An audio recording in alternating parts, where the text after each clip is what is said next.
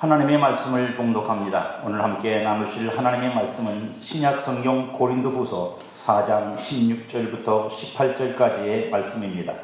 신약성경 290면 고린도후서 4장 16절부터 18절까지의 말씀을 봉독합니다. 말씀을 대독하겠습니다. 그러므로 우리가 낙심하지 아니하노니 우리의 겉사람은 낡아지나 우리의 속사람은 날로 새로워지는도다. 우리가 잠시반 환난에 경한 것이 지극히 크고 영원한 영광에 중한 것을 우리에게 이루게 함이니 우리가 주목하는 것은 보이는 것이 아니요 보이지 않는 것이니 보이는 것은 잠깐이요 보이지 않는 것은 영원함이라. 아멘. 내일이 추석인데 이렇게 예배에 참여해 주셔서 대단히 감사합니다. 사람이 일이라 쉬운 게 아닙니다.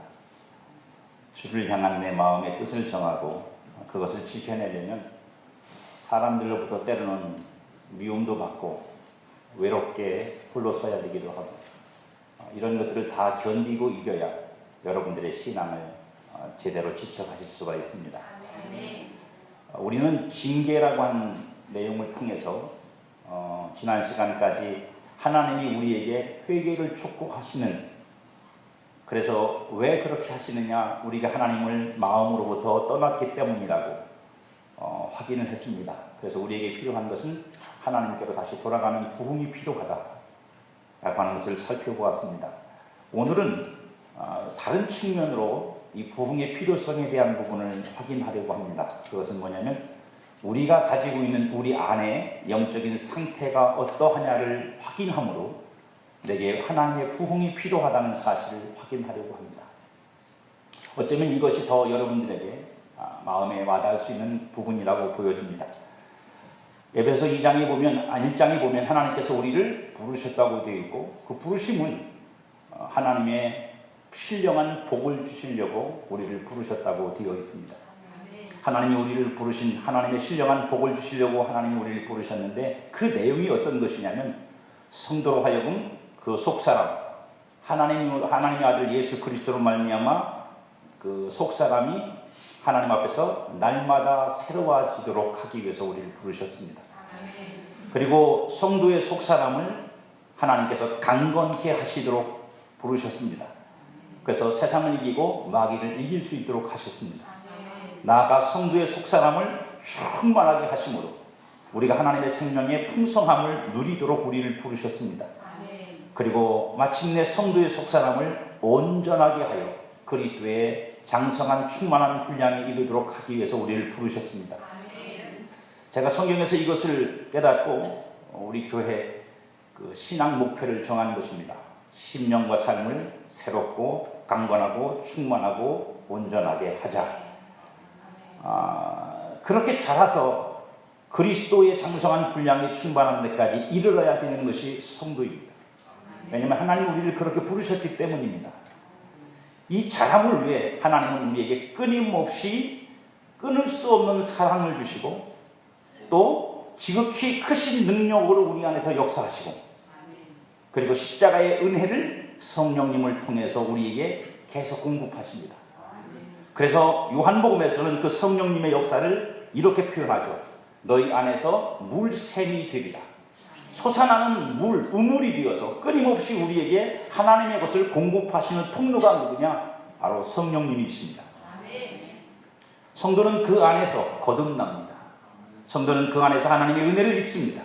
물과 성령으로 거듭나고 새 영을 받음으로 영적인 기능들이 살아나고 그리고 영적인 감각들이 생기고 그리고 내 안에 거하시는 성령님을 통해서 하나님이 내게 공급하심을 받으며 그 안에서 세워짐으로 또 성령을 따라 살 수 있게 되며 또한 육신이 아니라 내 영을 쫓아 사는 삶이 가능해집니다.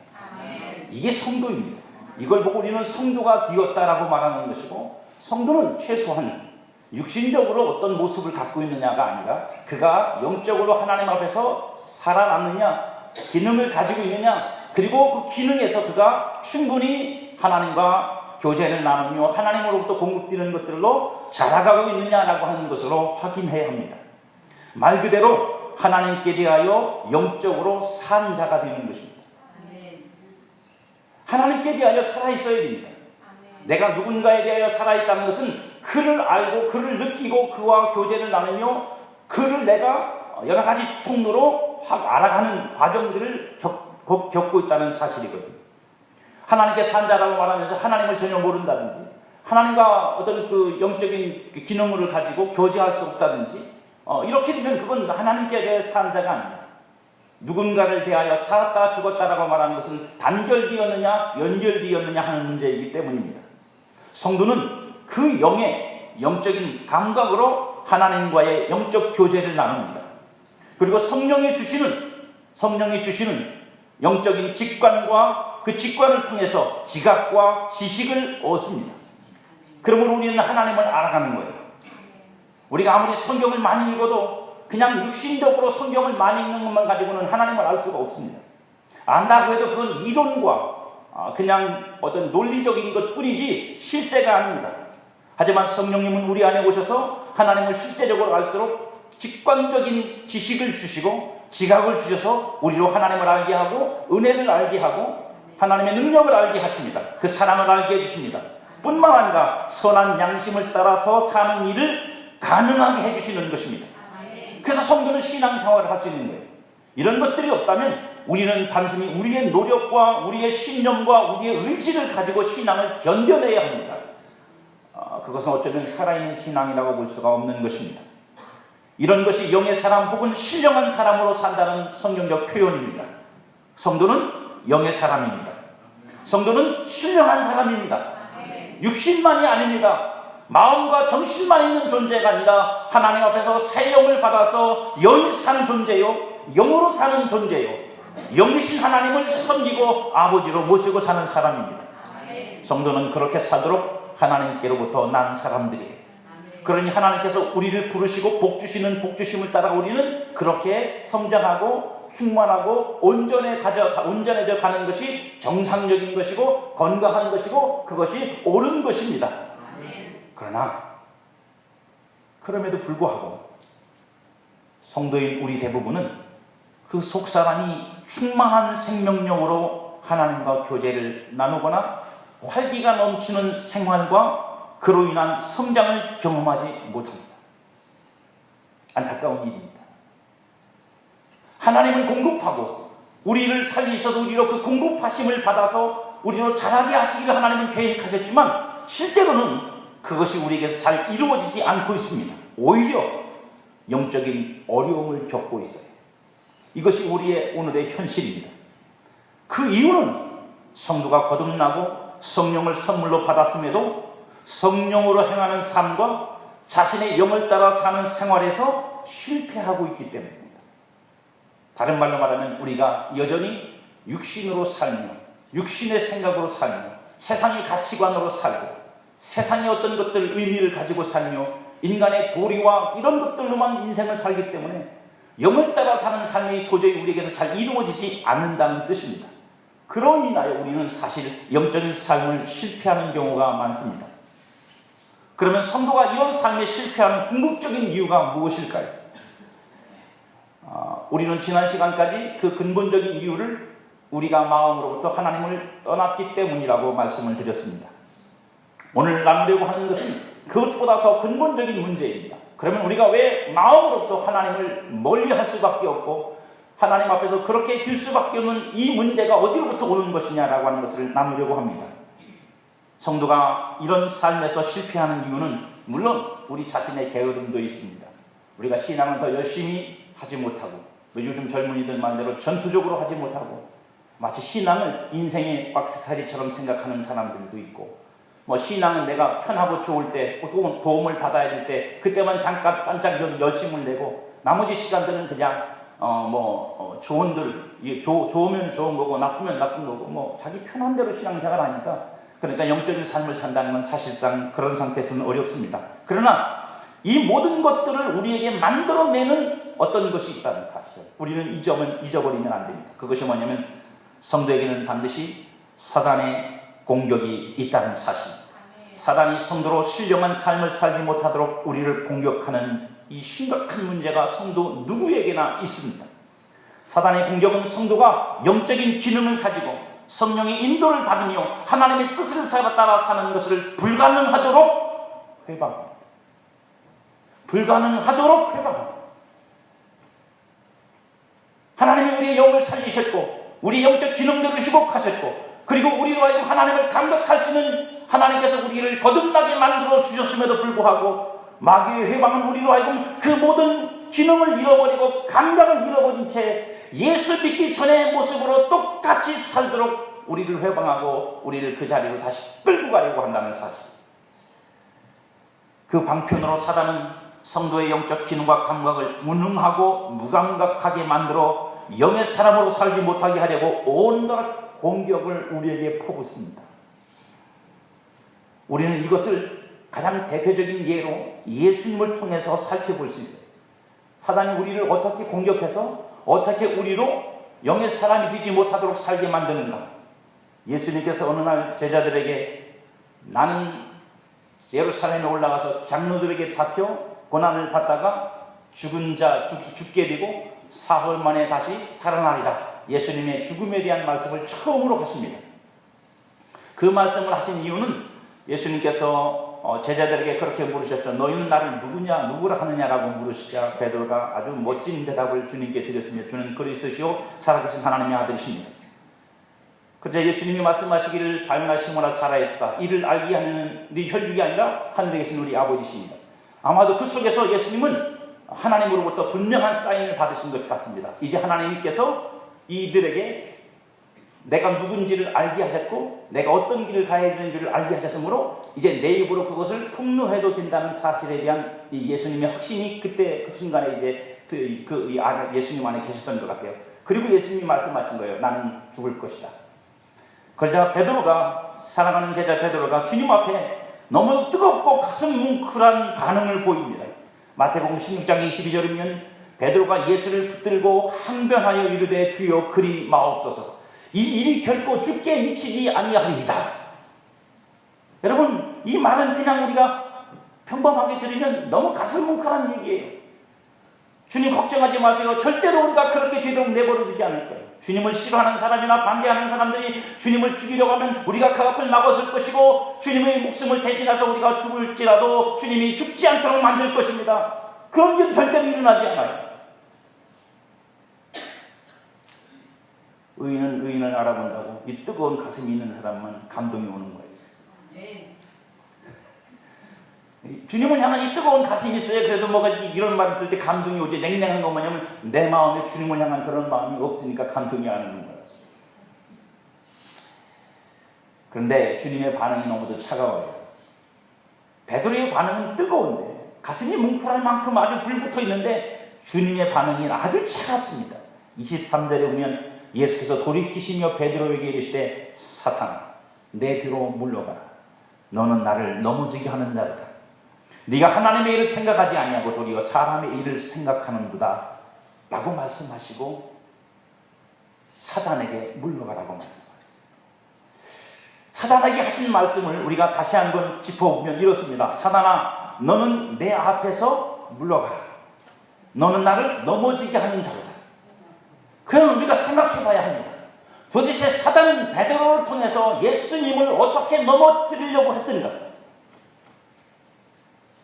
도대체 이 속에서 베드로로 하여금 예수님을 넘어지게 했던 사단의 전략과 그 괴계가 무엇인지 우리는 생각해야 돼요. 왜냐하면 이 방법이 동일하게 저와 여러분들에게도 사용되기 때문입니다.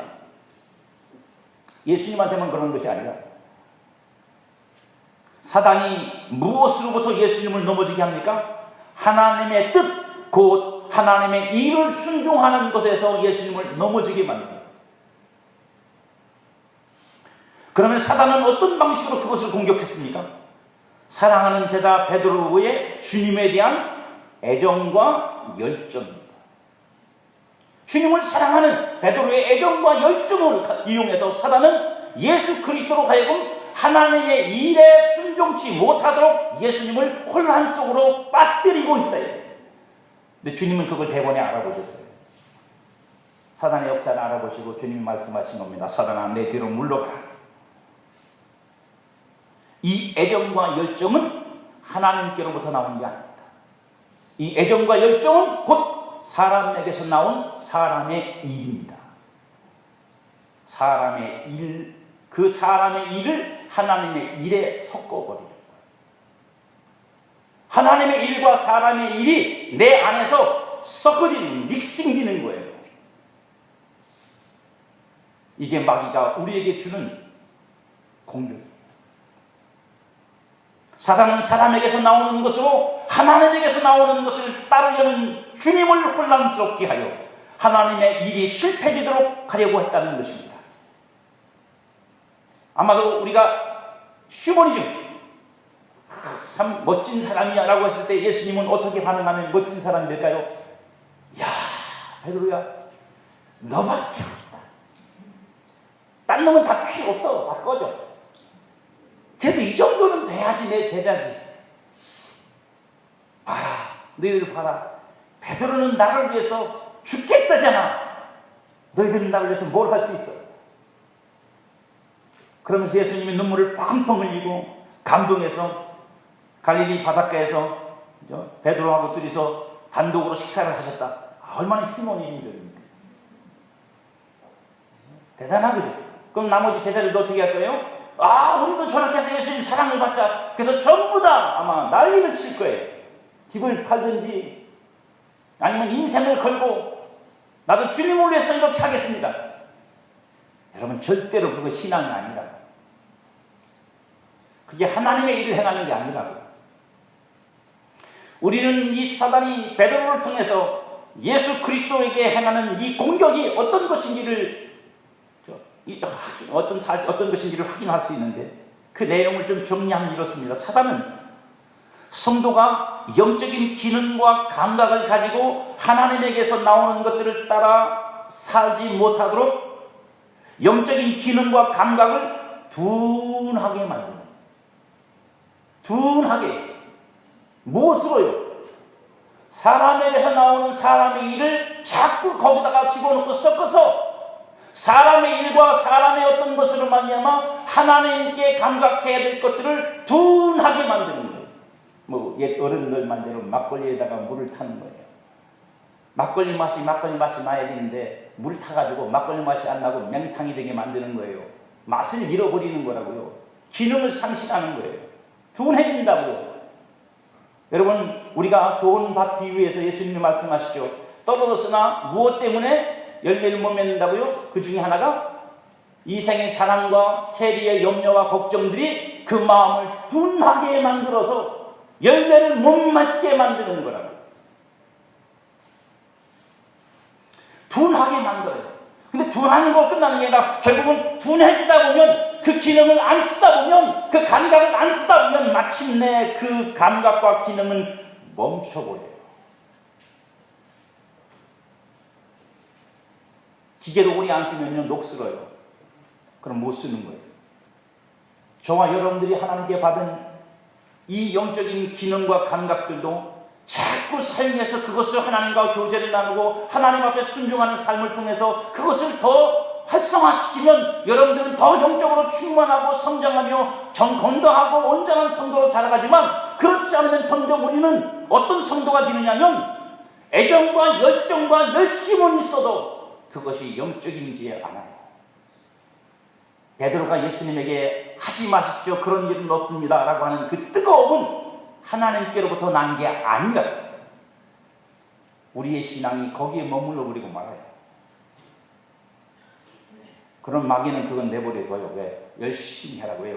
그건 아무런 영적인 결과를 만들어낼 수 없기 때문에. 그리하여 마침내 성도가 영의 기능과 그 감각이 둔하지고 무감각해지면 사람의 감각만 사람의 감각이에요. 우리 인간이 가지고 있는 본능적인 감각, 이성적인 감각, 이런 감각만을 따르게 되어서 실제적으로 성령과의 협동이 불가능해져요. 성령이 내게 감동을 주시거나 감화를 주시거나 말씀하시거나 깨닫게 하시는 이것들과 내가 같이 반응해서 성령과 협동하여 하나님의 일을 이루는 일들이 불가능해져요. 신앙생활에도 뭐로 하는 거예요? 자기 생각으로 하는 거예요. 자기 하고 싶은 대로 하는 거예요. 자기 멋대로 하는 거지 성령과 연합하여 되는 게 아니라고. 그것이 어려워짐으로 인하여 성령님을 통해 공급되는 모든 영적인 하나님의 자원들이 내게 더 이상 어떤 영향가를 주지 못해요. 그 결과가 얼마나 심각하냐면 비참하리만큼 하나님으로부터 공급되는 영적인 경험들이 성도에게서 사라지기 시작합니다. 그리고 그 결과로 얻어져야 될 성장도 당연히 불가능해집니다. 오히려 반대로 무슨 일이 벌어지냐면요, 영적인 권태와 실증이 점점 많아지고 영적으로 게으름에 점령되고 하나님에 대하여 나태해지고 영적인 모임에 참여해도 영적인 것들이 감각되지 못하고 그 자리에 하나님의 영이 임하시지 않는 게 아니라 내가 그 영을 감각할 수 없는 거예요. 이 정도면 심각한 거죠.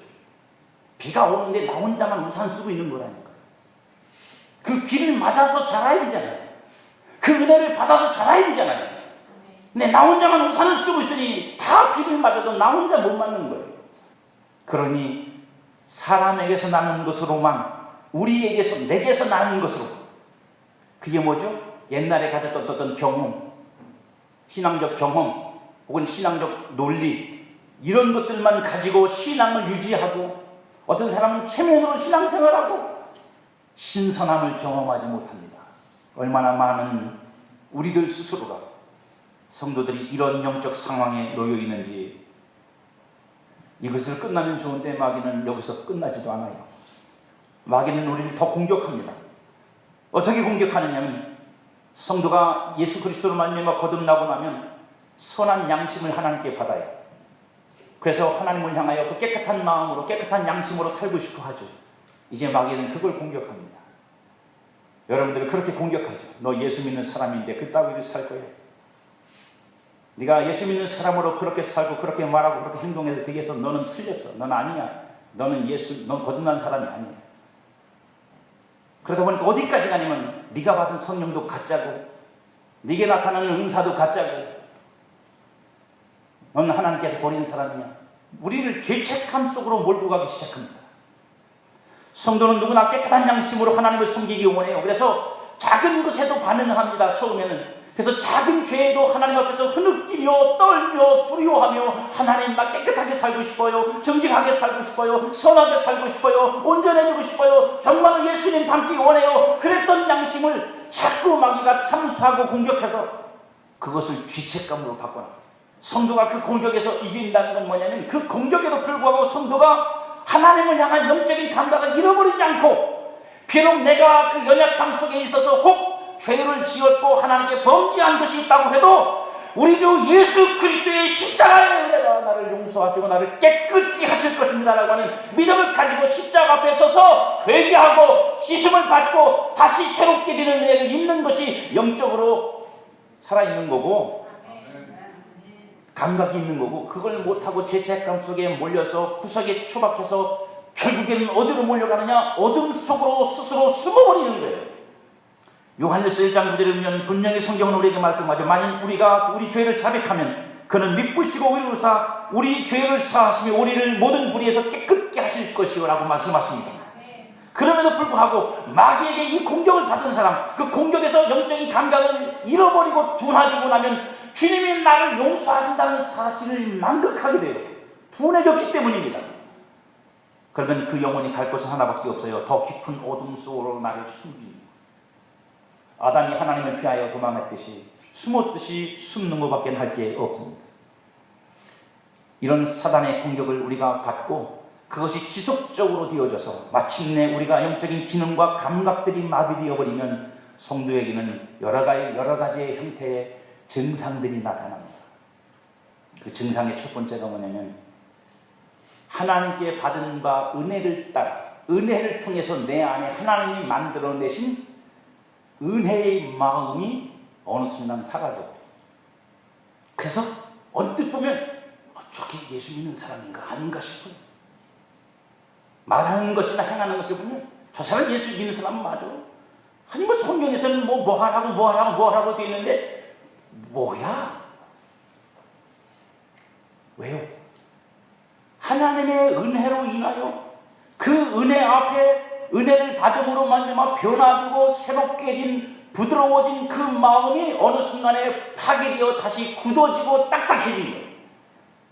그래서 사도행전 2장 44절이나 46절에 나와 있는 이런 일들은 현실적으로 모든 성도들이 대부분 그런 옛날에나 있었던 일이고 초대교회에서만 있었던 일이라고 당당하게 말합니다. 그게 뭐냐? 믿는 사람이 다 함께 있어 모든 물건을 서로 통용하고 또 재산과 소유를 팔아 각 사람의 필요를 따라 나눠주고 날마다 마음을 같이하여 성전에 모이기를 힘쓰고 집에서 떡을 떼며 기쁨과 순전한 마음으로 음식을 먹고 하나님을 찬미하더라. 에이, 그런 건 초대교회에서나 있던 일. 그건 예수 처음 믿고 은혜 받을 때 그때 잠깐 있었던 거지. 목사님 그걸 아직까지도 그러면서 어디다가 비유하냐면 신랑 신부 잘 들어요. 신혼은 1년이면 끝이에요. 목사님 신앙도 1년 바짝하고 그 다음부터 하는 거예요? 그냥 뭐 견디고 버티고 사는. 누가 그렇게 가르칩니까? 그게 맞다. 성경 어디서 그렇게 가르쳐요? 사람이기 때문에 그럴 수 있어요. 사람이기 때문에 그렇게 될 수 있는 존재예요. 우리는 하나님이 아니니까. 하지만 그게 정답은 아닙니다. 당연히 그렇게 되는 이유는 없어요. 오늘 바울이 말하는 것처럼 날마다 새로워져도 부족합니다. 더 새로워져도 부족할 뿐입니다. 어떻게 뒤로 후퇴하는 건 당연하다고 받아들이십니까? 그게 바로 우리가 감각이 무뎌지고 영적으로 기능을 잃어버리고 우리의 생각과 우리의 마음으로 신앙도 판단하고 앉아있는 거예요. 은혜의 마음을 잃어버렸습니다. 두 번째 증상이 뭐냐? 제일 문제예요. 기도 지겨운 거. 기도 지겨운 거. 말로는 우리가 잘해. 뭐라 기도는 뭐라고요?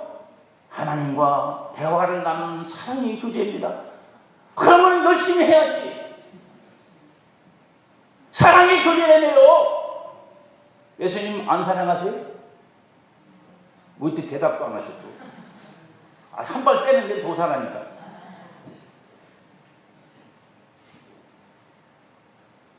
아니, 죄송합니다. 이렇게 표현해서. 아니, 마누라 되는 말도 설거지 되고 다 해주면서, 뭐, 꽃다발을, 저는 꽃다발 잘못 사줘서 사랑을 못 받아요. 꽃다발도 사가지고 다 하면서, 뭐, 예수님한테는 좀 그러면 안 돼요? 예수님이 우리 신랑인데. 영적인 기능이 마비되고요. 감각이 둔해지면 기도가 재미가 없어요. 그것도 없어요. 여러분, 말도 사랑하는 사람한테 서너 시간씩 앉아서 대화를 해야 재밌지. 뭔 재미가 있어요? 비기 싫은 사람, 마음이 없는 사람만 마주 앉아서 그것도 보이는 사람이 돼야 그나마 얼굴이라도 보고 손이라도 잡아보고 뭐 짬이라도 해보지. 보이지도 않는 하나님 앞에 기도하는 게 쉽습니다. 심령이 충만하고 건강하면 기도는 그 안에서부터 나오는 거예요. 근데 병들면 이 감각, 영적인 감각들이 다 차단돼 버리면 안에서 나올 게 안 나와요. 그러니까 기도가 뭐가 되냐면 내가 퍼내야 될 메마른 땅의 물이요. 내가 퍼내야 되는데 내 안에 물이 없어. 그걸 퍼내려니까 어떻게 해요? 오징어 짜는 거지 뭐. 여러분, 오징어 짜면 거기서 기름 나온다는 거 아십니까? 오징어도 말라 비틀어진 것도 짜면 나온대요. 기도가 그런 것밖에 안 되는 거예요. 그냥 쥐어 짜는 거지. 짜서 안 되는 기도를 억지로 하려고 하고, 기도를 잘하려니까 어떻게 해요? 기도 말을 만들어야 되고, 그러니 머리는 뻐개질 것 같고, 그러니 기도할 때 온 정신은 머리에 가서 내가 뭘 기도해야 될까, 어떻게 기도해야 될까만 생각하고, 그러니 기도를 하면서 심령이 살아나는 사람은 거의 없어요. 여기서 퍼올려야 되는데 여기가 닫혀버렸으니까. 그러다 보면 당연히 기도는 점점 게을러지기 시작하고요. 기도의 능력은 먼 나라 이야기고 기도는 의무가 되기 시작합니다. 그리고 나중에는 이렇게까지 됩니다. 꼭 기도해야 되나? 저는 그렇게 말할 수 있어요. 그럼 기도 안 하고 뭐 할 건데요? 여러분, 기도 안 하고 뭘로 신앙생활 할 건데요? 세 번째 증상이요. 여러분, 아직 멀었어요. 추석 특집이라. 왜냐면 오후에 다 도망갈 거라고 제가 이미 제보를 받아서 오전에 뽕을 뽑으려고. 세 번째 증상이 뭐냐? 여러분 밥이 맛있는 아멘 해보세요. 왜 밥은 맛있는데 말씀은 맛이 없을까? 세 번째 증상이 뭐냐면 말씀에 대한 미각이 없어요. 들어도 읽어도 봐도 하얀 건 종이요 검은 건 글씨. 어떤 때는 그게 수면제래. 보면은 잠이 와. 저도 잠이 와요. 저도 많이 둔해진 거죠. 그러면 말씀에는 맛이 있어요. 아니 육신적인 맛이 아니라 그 말씀을 우리에게 주신 하나님이 보내시는 하나님이 그 안에 감히시킨 영적인 맛이 들어있다고요. 우리는 그걸 느끼고 그걸 맛보고 그걸 받아야 그 말씀이 내 안에 들어와서 영이 되어서 실제로 내 안에서 뭔가를 만들어내는 능력이 되는 건데, 은혜가 되고 축복이 되는 건데, 이 맛을 잃어버리면 이게 다 뭐가 돼요? 설사가 돼요. 듣기는 듣고 보기는 보고 읽기는 읽어도 다 설사처럼 다 아주 빠져버리고 영양가가 없다고. 시편 119장 103절이면 주의 말씀의 맛이 내게 어찌 다 안지요. 다윗이 달대 말씀의 맛이요. 에레미야 23장 29절에서 에레미야는 말하기를 내 말이 불같지 않느냐. 하나님의 말씀이 불같대요. 아멘. 하나님 보면 까다지 목격고 본 거야. 시편 19장 8절에 보니까 여호와의 교훈은 정직하여 마음을 기쁘게 한대요. 하나님의 말씀을 제대로 들으면 그 말씀의 영이 내 안에 제대로 들어오면, 생명이 들어오면 내 영이 기뻐서 견딜 수 없대요.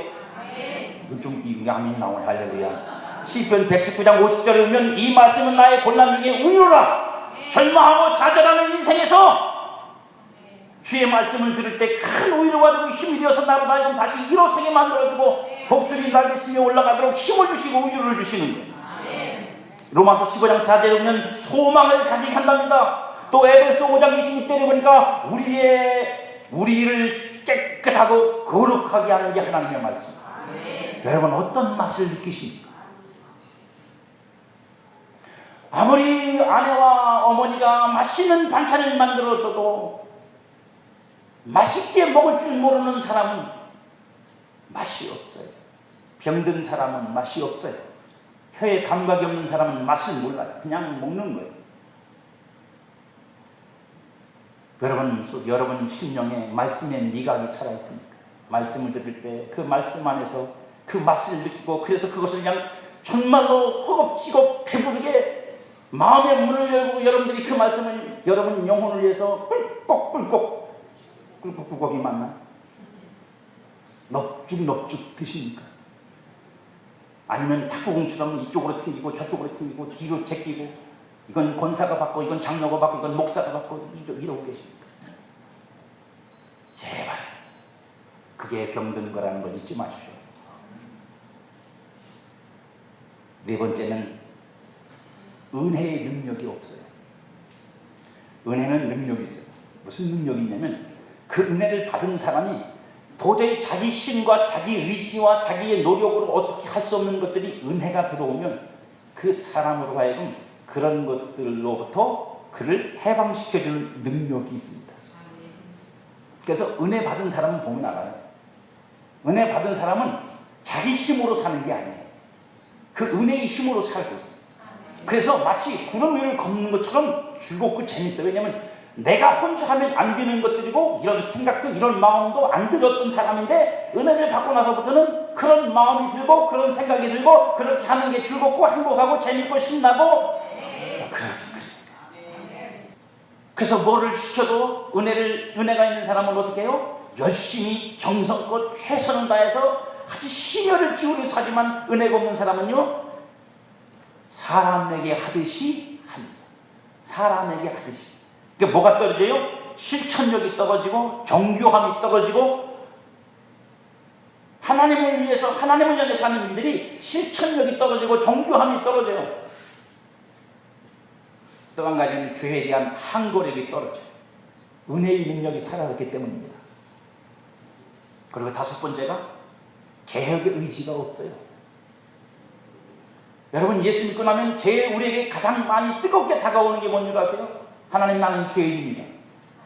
나는 변해야 됩니다. 주님 닮기 원합니다.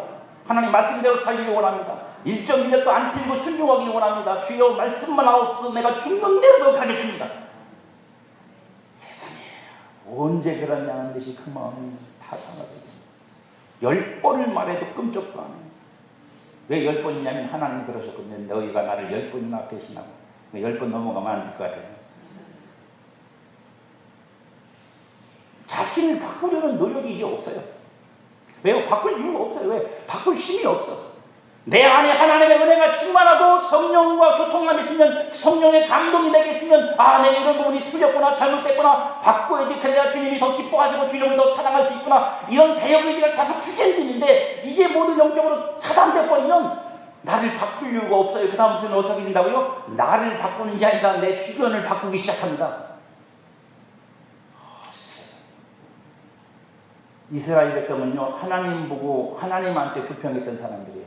하나님이 틀렸다고, 하나님이 잘못하고 있다고, 목표를 상실하고 사명을 상실하고 온전한 신앙을 추구하지 않습니다. 당연히 육신에 보여지는 것과 눈에 보이는 것과 손에 잡히는 것들이 신앙의 전부가 되고 말아요.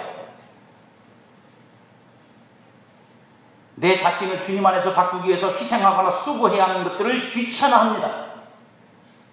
그러니까 좋은 소리만 듣기 원하고, 즐거운 소리만 듣기 원하고, 편한 소리만 듣기 원하고, 잘한다는 소리만 듣고 싶어요. 왜? 그러면 나는 아무것도 안 해도 되니까. 거기서 내가 더 이상 할 게 없어요. 잘한다는데, 훌륭하다는데, 뭐 더 이상 내가 할 게 없어요. 그럼 그냥 뻐기고만 있으면 돼요. 나 참 잘하고 있구나. 나 잘하고 있어. 훌륭해. 이 정도면 됐지 뭐. 그리고 이제 마침내 마지막. 이런 것들이 차단되고 마비되고 차단되고 단절되기 시작하면 우리는 노력을 합니다. 왜요? 영적으로 살아보려고 노력은 해요. 근데 안 되는 건 알아요. 얼마 못 가서 알아요. 그때부터는 뭐로 하는 겁니까? 옛날에 내가 받은 은혜가 있고 경험이 있고 신앙에 뭐가 있어요? 신앙생활에 온 가다가 있어요. 틀이 있다고요. 거기 익숙해지는 거예요. 그걸 뭘로 합니까? 육신의 힘으로 하는 거예요. 우리 교회에 내 삶에 하나님의 영이 어떻게 움직이시고 역사하시는지 관심도 없어요. 그걸 느낄 수도 없고 분별하지도 않고 그 속에서 감동과 감화도 없고 마귀가 공격을 해도 그것이 무엇인지 모르고, 그래서 잠언서에서 말하기를 뭐라고요? 아기는 돌뿌리에 걸려 넘어져도 무엇에 걸려 넘어졌는지 모르는구나. 어두운 거예요. 그냥 캄캄한 거예요. 사랑하는 여러분, 여러분 자신과 제 자신도 물론 마찬가지예요. 우리를 돌아봐요. 내가 지금 어느 정도인지, 얼마큼인지 여러분 스스로에게 답해 보십시오. 나는 과연 심령의 부흥이 필요한 상태라고 분별이 되십니까? 이대로 가다가 내가 어느 순간 정말 하나님을 전혀 모르는 사람처럼 되어버릴 수 있다는 의지감이 드십니까? 내게 심령의 부흥이 필요하다고 느끼십니까? 아니, 좀 더 진보적으로, 진취적으로 물어보겠습니까? 그래서 하나님 앞에서 부흥해 보려고 애써 보셨습니다. 심령의 부흥을 해보려고. 혹시라도 여러분들이 오늘 이 말씀을 듣고 내가 바로 부흥이 필요한 사람이다, 심령 부흥이 내게 필요한 사람이다라는 것을 여러분들이 느끼셨다면 이제부터라도 하나님 앞에 부흥을 구하십시오. 아멘. 주여, 내 안에서 주의 일을 행하시고 주의 일을 나타내서 나로 부흥케 하옵소서. 내 영이 다시 주님 앞에서 순전하게 살아나서 하나님을 알고 하나님과 교제하며 하나님과 동행하며 하나님과 함께 살아가는 삶이 될 수 있도록 내 심령을 부흥케 하옵소서. 아멘. 저와 여러분들이 이 기도로 하나님께 나아가 하나님이 내 안에서 그 일을 시작하시며 하나님이 마침내 우리를 부흥케 하시는 날이 여러분에게 있기를 축복합니다. 아멘. 여러분의 심령이 부흥돼야 교회도 부흥이 됩니다. 아멘. 여러분은 다 매장되고 사장됐는데 부흥되면 안 돼요. 숫자만 부흥돼서는 안 된다. 우리 심령이 먼저 부흥돼요. 그 영이 이곳에 있을 때 죽은 영혼들이 와서 사는 거죠. 여러분 심령에 이 부흥이 있기를, 그리고 이 부흥을 향한 열망이 여러분에게 있기를 주님의 이름으로 축복합니다.